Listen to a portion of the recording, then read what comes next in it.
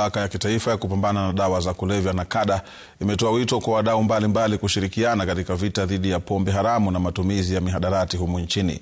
Akizungumza huko Kapsabet, mkurugenzi wa NACADA Benjamin Kuto alielezea wasiwasi wake kuhusu ongezeko la matumizi ya dawa za kulevya miongoni mwa vijana katika kaunti ya Nandi.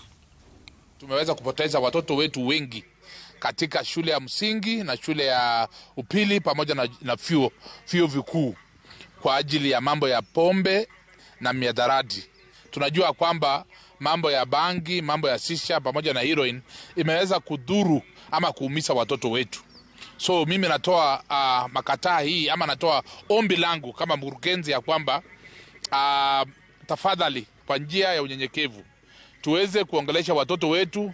Tunaomba mabishops na wakaaji viongozi wa kanisa zote katika Nandi tuweze kukaa pamoja na kuongelesha watoto wetu kwa vile tumepoteza generation mzima.